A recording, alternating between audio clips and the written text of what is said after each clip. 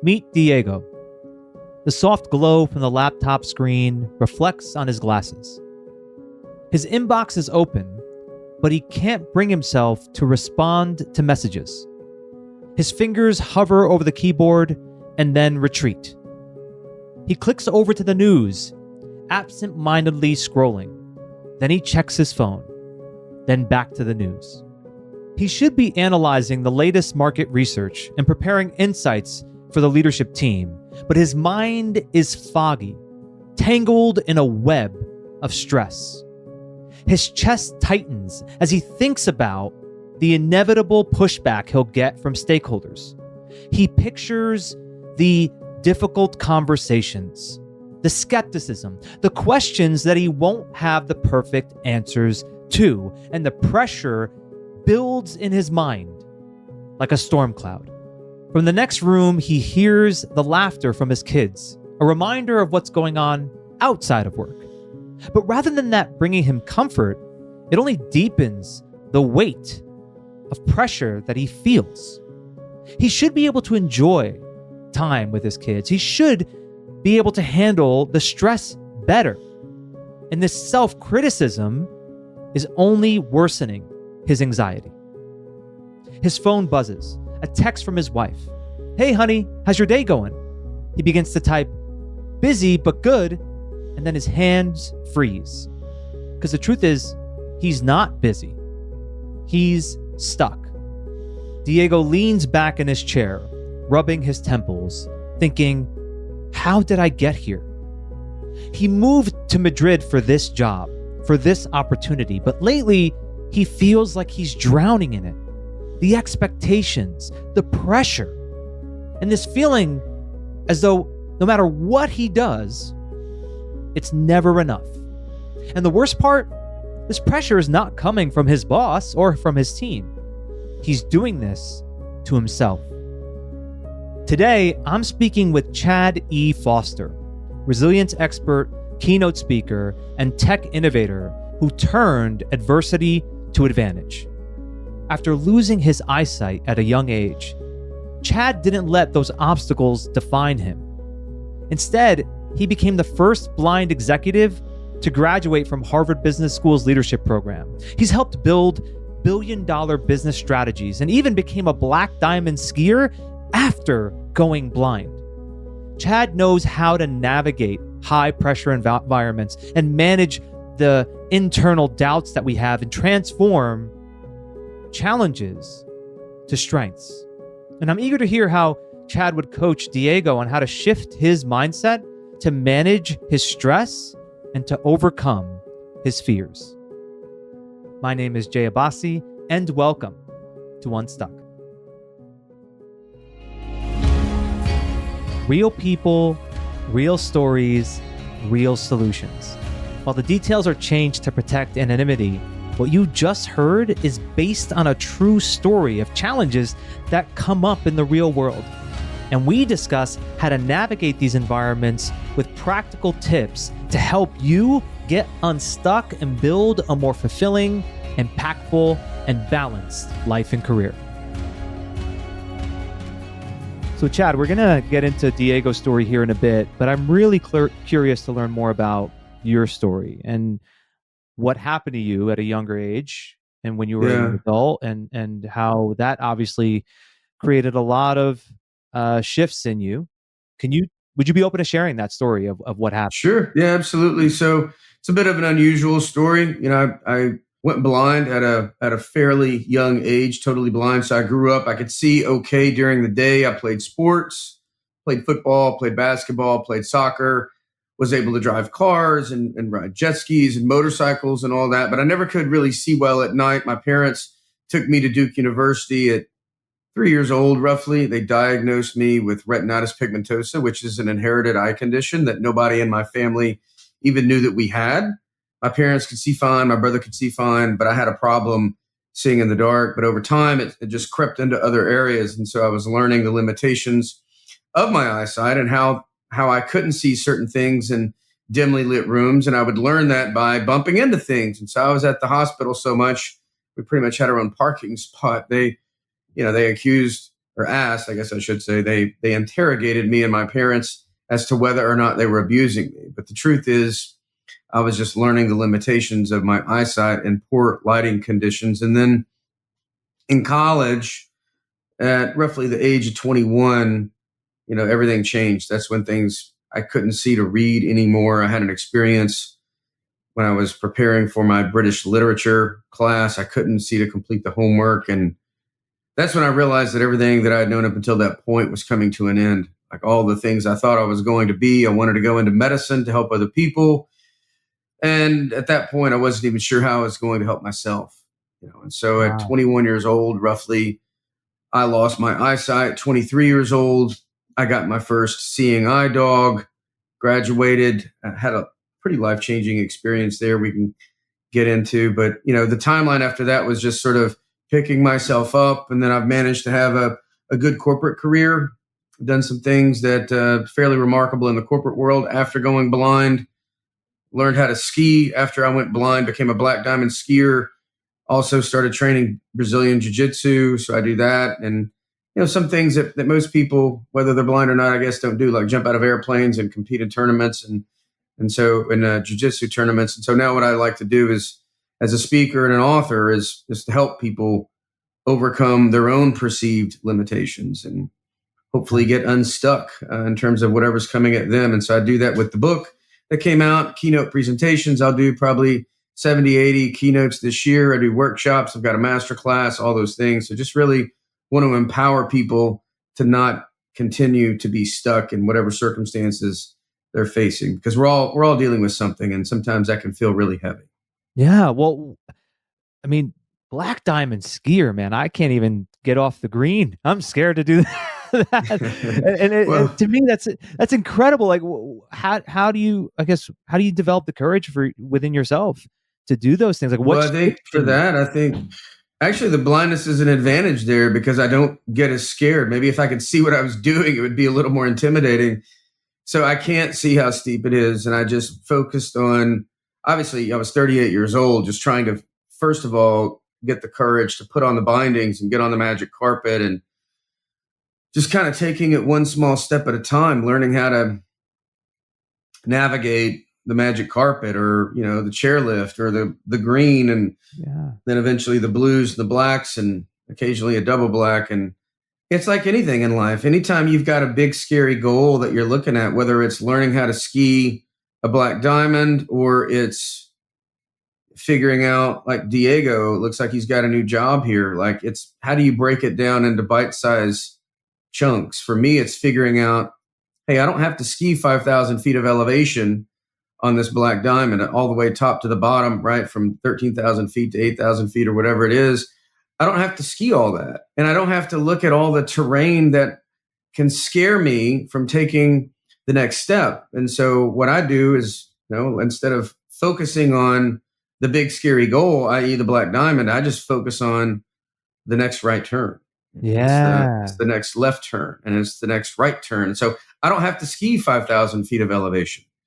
I just have to make a turn and I break it down, and then I have to start linking those together, obviously. And that's how you do anything, whether it's skiing a black diamond or learning a new martial art or learning how to write code without being able to see your computer screen or any of that. It's one baby step at a time so that you can break it down into those bite-sized chunks. Yeah. And you've had some incredible accomplishments within your education. You completed Harvard's leadership program.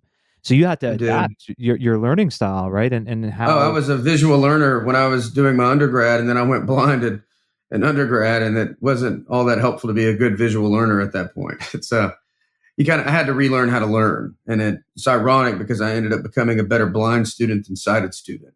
And wow. it's not because I'm a genius; it's because it forced me to metabolize the information instead of just reading it to memorize it. I had to read it to retain it and understand it and really digest it, and actually became a straight A student at the University of Tennessee. After I went blind, made the dean's list for the first time, made all A's in my College of Business Administration classes, and went on to go into corporate after that. But who would have thought that my blindness actually helped me become a better student? But opportunities there if you're willing to work for it.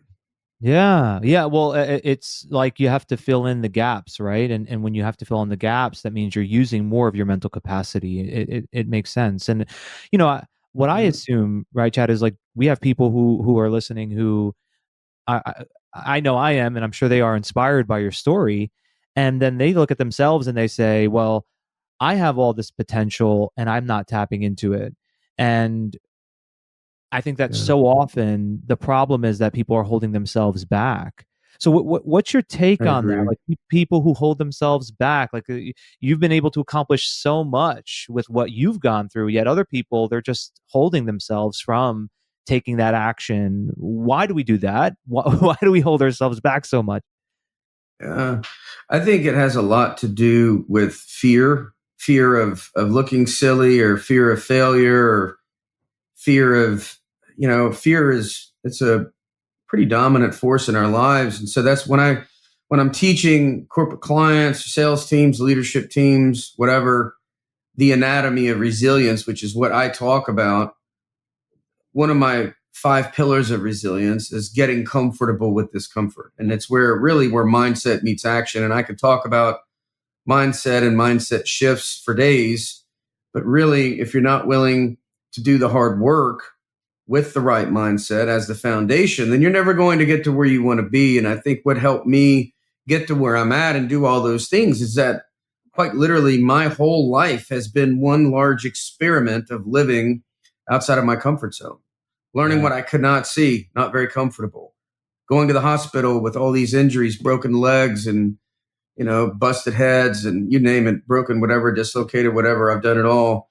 All that stuff was uncomfortable. And then learning that I was going to go totally blind, very uncomfortable. Getting my first guide dog, and then learning how to use that, and using Miles, my first guide dog, to walk into university classrooms. That was uncomfortable. And then job interviews, and before you know it, I'm hopping a flight to go to Asia by myself with just me and my guide dog. And obviously that's uncomfortable. And so whether it's crisscrossing the globe, or doing whatever I'm doing from a corporate standpoint, from a speaking standpoint, reinventing myself to become a keynote speaker and an author, and all that stuff was uncomfortable. And now it's pushed me so incrementally outside of my comfort zone. Each action we take that edges us slightly outside of our comfort zone slowly expands our comfort zone. And we don't even really notice it when it's happening, but our comfort zones continue to expand the more we lean into the discomfort. And before you know it, we need to do, some would think, maybe extreme things, as in a 46-year-old man deciding that I need to learn how to fight in Brazilian Jiu Jitsu tournaments for whatever reason. A totally blind guy. And it's like, yeah, that's a great idea. I'm going to step on the mat with guys who've been doing it for 30 years, absolute killers, but why not? And so now I seek uncomfortable things in my life, because I know that that is the path to growth. That is Yeah. the only way that we grow, is to get out of our comfort zones, because comfort zones kill growth, they kill innovation, they kill resilience. And they're, I think a good synonym for a comfort zone is just complacency. That's really what it's about. And so that's why I think I've been able to get to where I'm at, and I've been able to do the things that I've done, is I just look for ways to grow. Because at the end of our lives, if we have the fear of failure, and it prevents us from taking a few chances, here and there, and trying to see what's possible, what can future you live with? Is Hmm. it failing in pursuit of stuff that you want to try? Or is it never even knowing just how wildly successful that you could have been? And so for me, the dominating fear is the fear of not knowing what's possible, and not knowing if I lived my fullest life the way that I'm going. I have a pretty good idea. I'll have a sense for what that is. I don't know what it is even now. I'm hoping that there's still more in the tank, and all I know is just I enjoy it. I enjoy the growth. I enjoy pushing. I enjoy being uncomfortable. As weird as that sounds, because I know that is the way to grow. That's the way to find new and creative ways of doing things, and just becoming a better human being. Yeah, and Chad, what I'm hearing is you've made this association with discomfort and growth. And Hmm. the only way to be able to create that association is through action. It's through the doing. It's not through the thinking Yeah. about it. And Yeah. so Exactly. what I think that anyone can take away from this is what how it starts is by taking that first uncomfortable action, getting through that first one, even if it's small, Yeah. bite-sized discomfort, and Yep. And then it it should will be, by the way. yeah, It should yeah. be. Go ahead. Because otherwise it's too much, right? Like, let's go back to the metaphor and the real life example of downhill skiing. If my first day I went onto a black, well, that's suicide, right? Who would do that? Yeah. The risk doesn't factor in the skill level, right? And so you want to start off where the stakes are not so high that it's too detrimental to not only in this case my safety, but also my confidence. Maybe you're not going to die, whatever it is, if it's not, a physical sport or something like that. Maybe it's not life and death, but certainly it could kill the hope. It could kill the optimism. It could kill your confidence to continue doing it. So I strongly advocate for the next step for it to be really, really small so that it's still a little scary, but it's not catastrophically so. Right, right. And I think that it's just, as you said, it's comfort that keeps us in this place of not growing and not developing. And in that story that we referenced at the top of the episode with Diego, he's Yeah. falling into that distraction that I see so many people fall into, right? So there's something he knows he needs to do. He has his computer open, he's supposed to be doing something, but he checks the news. Then he gets his phone and he's looking at his phone. He's just doing all those other things because it gives him a sense of comfort. So what are your thoughts on that? How we use distractions as a way to avoid having to face the discomfort?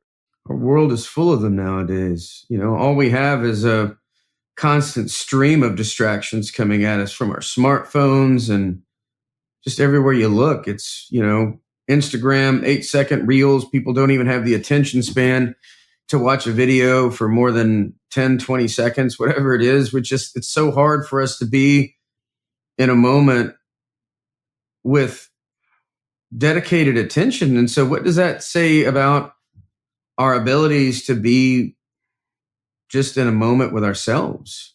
And if we can't look at a video where someone's entertaining us for a period of time, how comfortable are we sitting with our own thoughts? Turn off the phone, sit down, turn off the TV, just be in the moment with your thoughts and what's going on inside of you. If we don't know what's going on inside of us because we're surrounded by distractions, how could we ever move towards the pursuit of the things that are really important to us? Have we really done the work to be in the moment with ourselves and understand at a level that's much deeper than the surface? What is it that brings us joy? What is it that nourishes us emotionally? What is it that would give new meaning to the struggles that we faced in our lives? We've all faced struggles. I went blind at a young age, and I found that what gives new meaning to my struggle is the work that I'm able to do through speaking and workshops and all of that. And in some sort of bizarre way, the work that I do makes going blind worth it.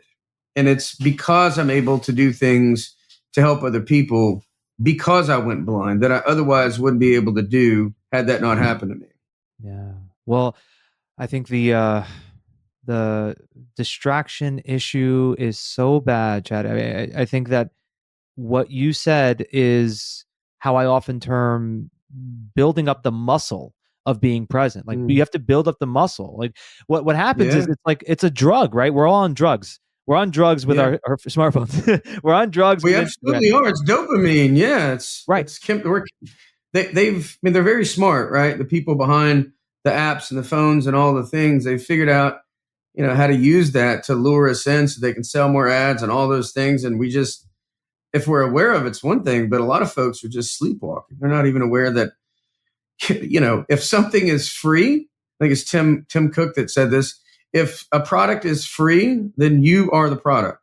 Like you're the product. And so Instagram free, guess what? You're the product. Facebook free, you're the product. They have to make money somehow. And so they make it on your data by understanding your behaviors. And so to do that, they lure you in with whatever and serve up ads. And, that's how they subsidize everything. Yeah. Wow. I've never heard that quote from Tim Cook. That's a powerful quote, and it's real. It's real. Yeah, it And is. it's like, well, if we want to be the best version of you, then you have to get off the drug. Like you have to learn Yeah. how to be Yeah. present with your own mind. Because what we're talking about here, right, in Diego's story, and Mm. what I also hear with a lot of people is they say that they want to be working through their stress or be more resilient. But when the opportunity presents itself, they jump to their comfort, they jump to their drug, and they have to have the courage to sit through the discomfort. Like that takes courage, doesn't it? Yeah, it does. Yeah. It does. And I feel like so often it's just they don't have that ability to just push through the discomfort. Now, what are your thoughts on when it gets to be something really physical, like in Diego's story? And by the way, this is always based off of a real story, like a real person that I worked with. And the person that I worked with, I remember him telling me like it would be a physical phenomenon, like when he would feel stressed, like it would be something that would take Mhm. over his whole body, like he would be unable to really do anything, right? So in those moments where it grips you like that, where the fear is that bad, how do you recommend people work through that when they feel like I know I want to, but I feel completely frozen right now and I can't do a thing? So I think there might be a notion out there that I just like to dispel first. So people maybe look at me and see what I've done and what I've gone through and think, oh, he doesn't get scared. He doesn't know what fear's like. What's absolutely untrue, 1000% untrue. The difference is I've realized that doing something that's courageous is not the absence of fear. It's stepping into the fear and embracing the fear and just recognizing that whatever it is that is in front of you that is scaring you is the direction of travel. It is the way that you're supposed to go because growth is just on the other side of that fear. And so for me, when I'll give you a recent example. I did my first jujitsu tournament a couple of years ago. I'd been training for, oh gosh, how long at that time? I'd only been training for 17 months. Yeah, 17 months. I had my blue belt. I was going up against guys who had been training for 6 years and they had their blue belt. And they could see. I couldn't see. And my professor had told me, hey, listen, Chad, we train in here and we push each other hard. But hey, if somebody thinks there's a chance you're going to get hurt, they stop. You stop.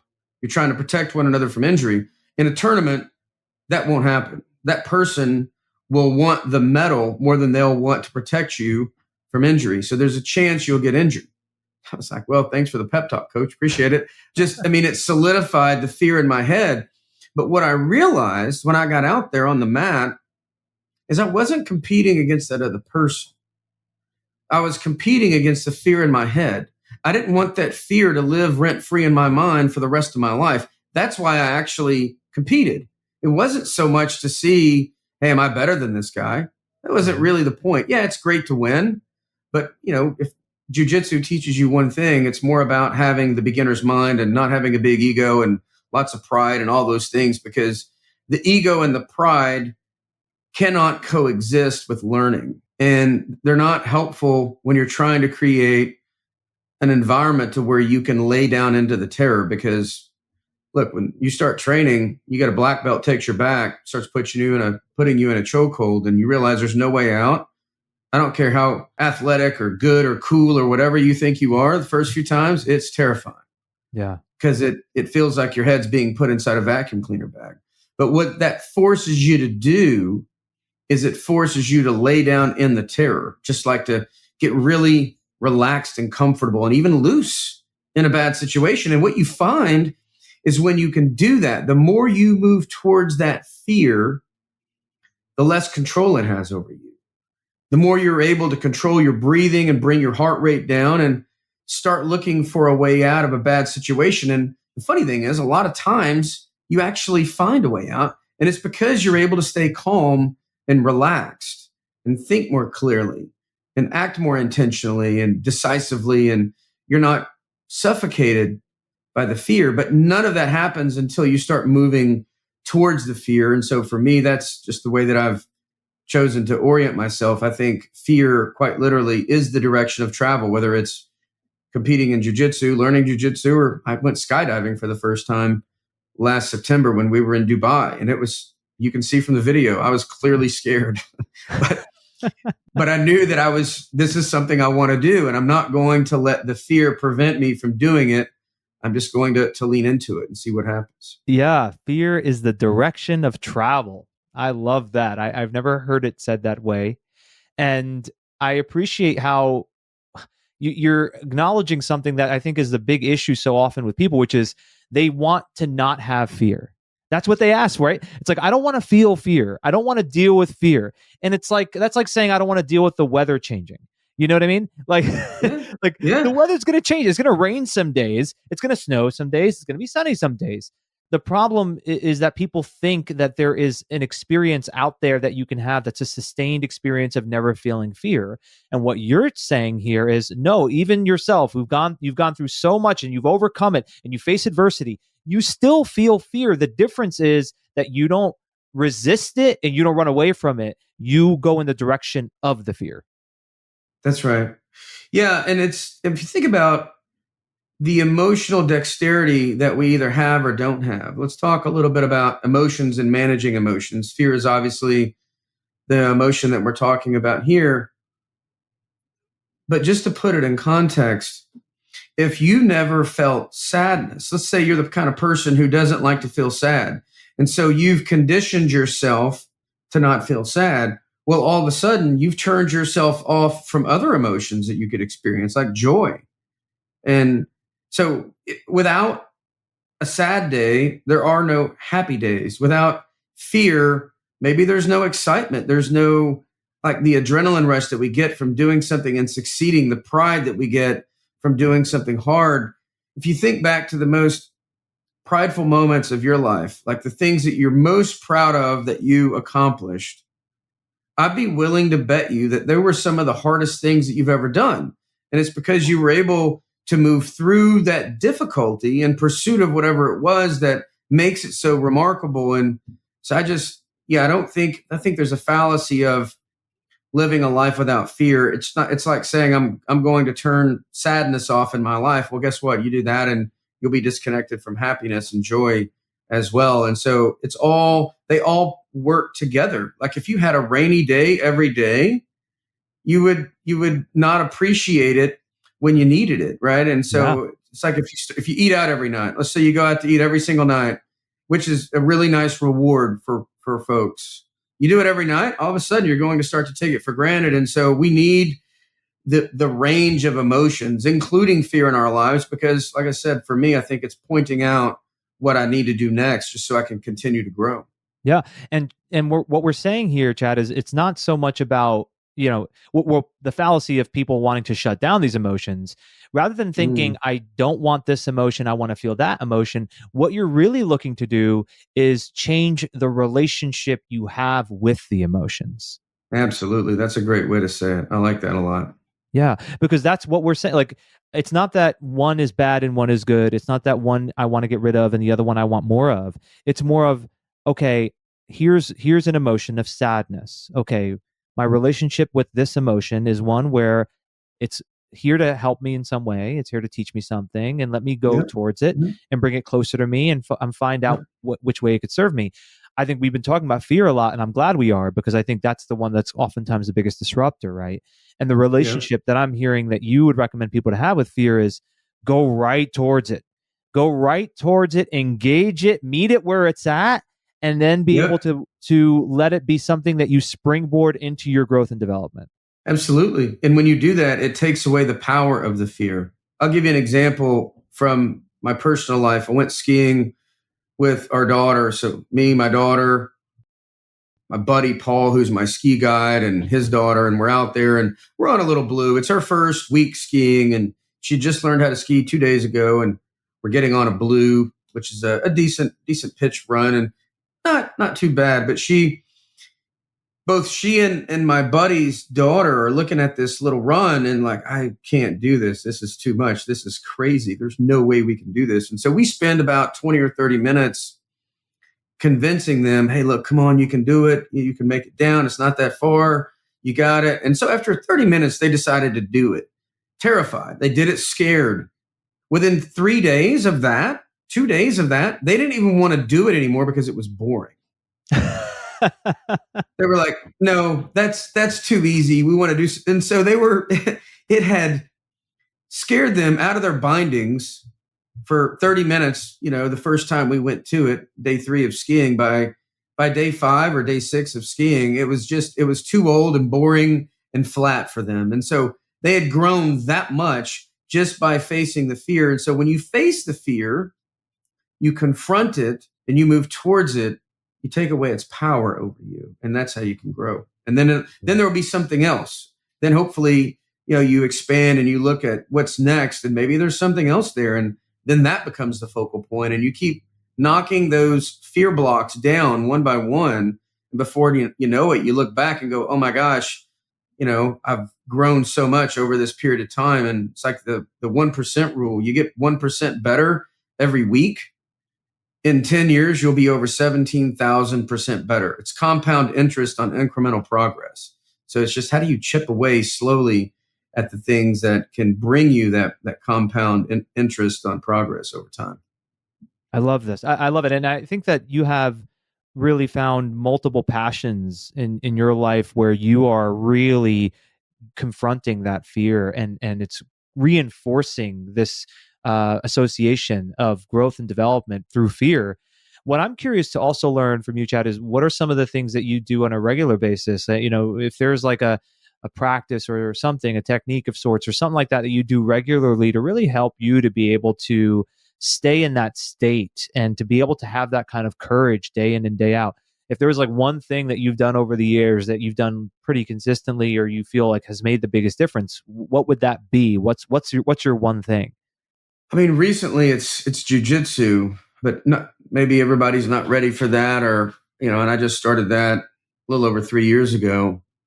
But before that, I think it's important to know the formula for your best self. Like, what puts you in the best possible mindset and emotional state. And are you doing those things repeatedly over time? I know for me, what puts me in the best possible space is when I get my workout in. It's self-care, right? And go back to Diego. I don't think Diego is doing a whole lot of self-care. If you're not making time for yourself, you can't really be there for other people.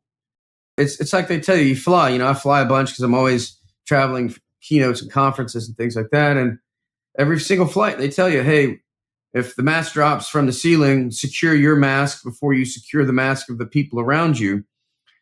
You've got to secure your mask. You've got to create the right self-care practices. And for me, it's exercise, it's lifting weights, it's jujitsu, it's making time for mindfulness, it's, carving out time for the kids. But I know that if I don't make time for me, then I can't possibly be there for my clients, for my wife, my kids. Like I have to know the formula for me, and what does that look like, and what sort of sleep schedule is that, what sort of work schedule is that, what sort of exercise and creative outlets does that require, and how do I do that in a way that's really intentional so that I can be my best self. And when I show up every day, I've used the formula that I know puts me in the best possible state that I can be in, that creates the conditions for my best self to show up and do those things and continue to face those fears with confidence and move forward. Yeah.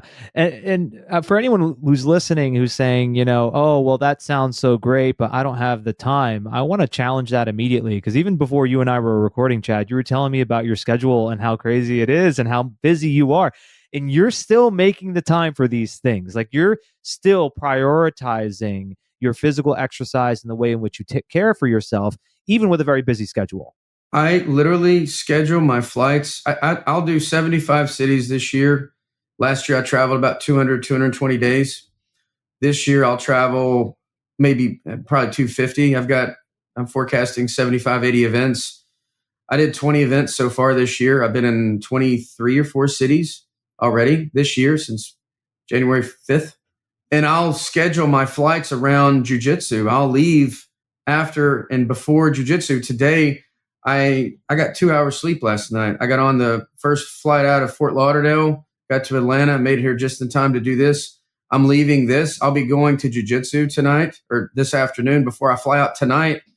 to go to my next thing in Maine, and I won't get to where I'm going until 2 a.m. in the morning. And I do that because I know, for me, like, I'll show up to jujitsu today, and trust me, I'll be tired.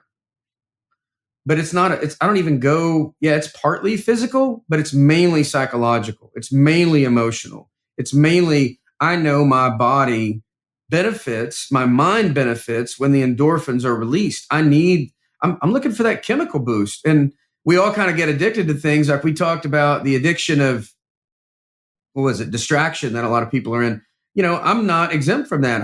I also can get addicted to things. The thing is, I try to be intentional about getting addicted to things that really help me. In this case, maybe I'm a little addicted to the chemicals that get released in my body through exercise, but I know that it puts me in a really good spot. And so, although I'll be exhausted, I've had 12 hours sleep in the last 3 nights combined, I'm going to enjoy jujitsu today, not because of the way that I feel physically, but I know what it's going to do to me mentally and psychologically. So Yeah. absolutely, if something is a priority for you, you will make time for it. If it's not, then you won't. We all have the same 24 hours in a day. The question is, you tell me what you do, and I'll tell you what your priorities are. You can Yeah. use words all you want, but you start writing down what you do every day, start journaling. What did I do, today? What time did I get up?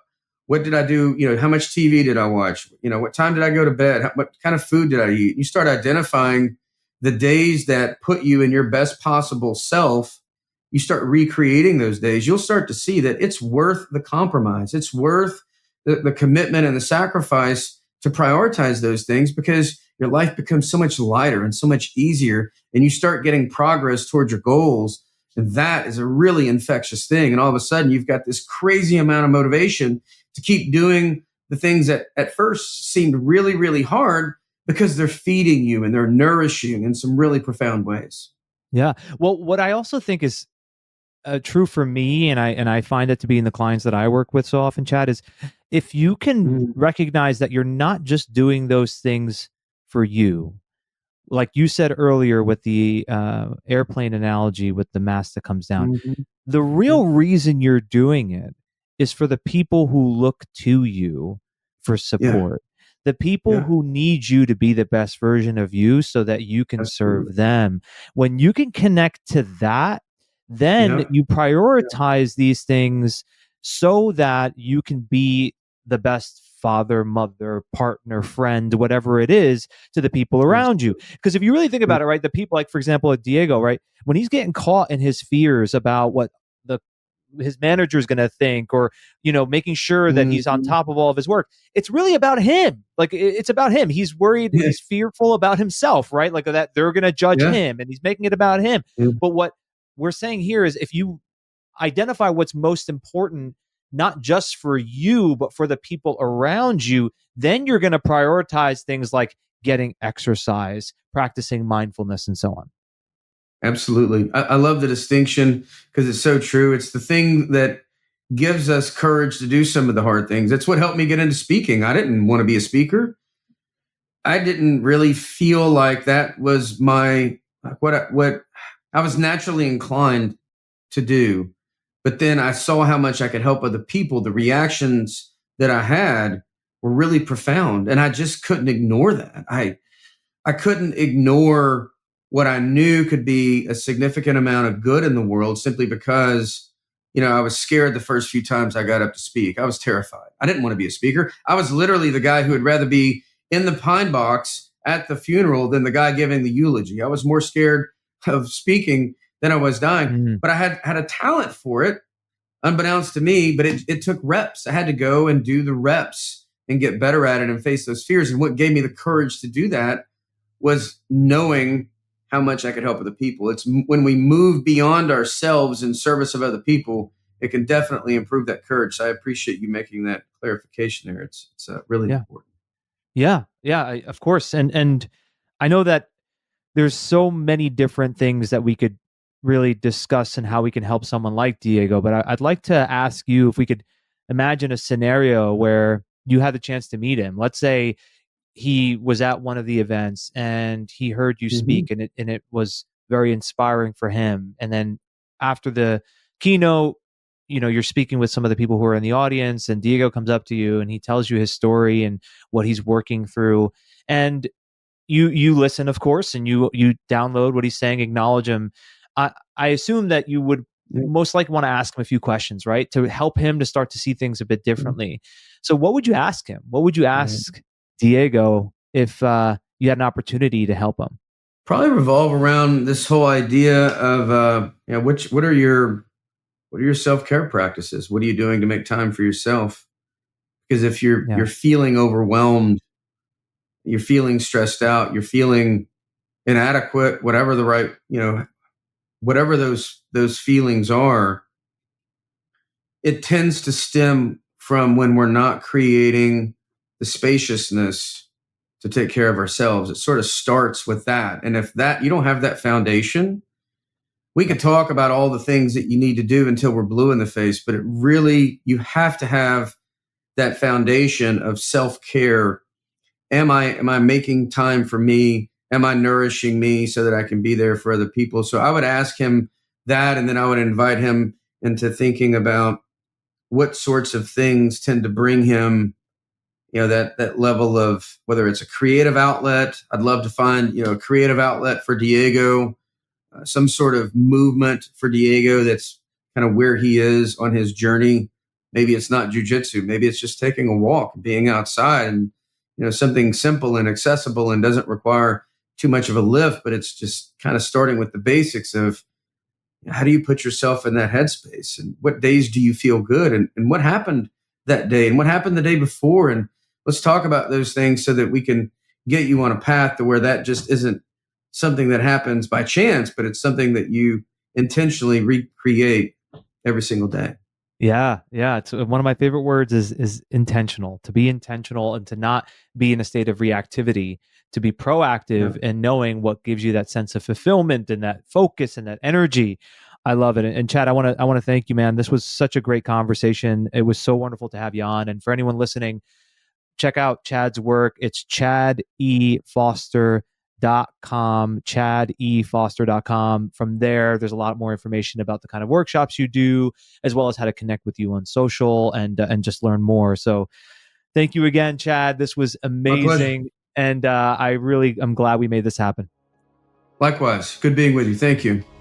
What an inspiring and powerful story of what Chad E. Foster was able to overcome, and how he was able to transform such a challenge into something that his superpower now. And I'm going to do my best to bring this down to our 3 insights and our 3 actionable takeaways. The first insight: you don't have to ski the whole mountain. I love that example of skiing the mountain and realizing that no one skis it all in one shot. You instead just focus on the turns, bite-sized chunks. And I like that Chad referenced how he didn't start with a black diamond. He started with a green, then went to a blue, and then built himself up to the black diamond. Because you have to have that sense of feeling safe and having that confidence that you build up whenever you're overcoming a fear. Second insight: if a product is free, you're the product. What a powerful quote that he referenced by Tim Cook, and how so often people are just sleepwalking and they're on a drug, and that is their product of choice, Instagram, TikTok, whatever it is. And you have to learn how to get off the drug. Otherwise, you are going to be a product for someone else or for something else. Third insight: I like his points on emotional dexterity, where we have this range of emotions and we need them. Sadness, fear, anger. These aren't bad. These aren't things to suppress or think of as negative. Actually, because of those emotions, you actually get joy and happiness and purpose. So to not label them as wrong, but rather recognize there's value to all emotions. Actionable takeaways. Number 1, fear is the direction of travel. We shouldn't be looking for the absence of fear, but rather we should learn how to embrace the fear, engage the fear, lean into the discomfort. As he said, comfort is complacency. And we have to learn how to go in the direction of fear. And when we do, we take the power away from it. Second actionable takeaway. What's the formula for your best self? What are the activities that energize you? Maybe it's exercise. Maybe it's meditation. Maybe for him it was jujitsu. Know what that is and commit to it. Make that part of your schedule, and even go as far as getting obsessed with it in a healthy way. Rather than being obsessed and addicted to negative things, be obsessed and addicted to the things that allow for you to care for yourself. Third actionable takeaway, connect to service.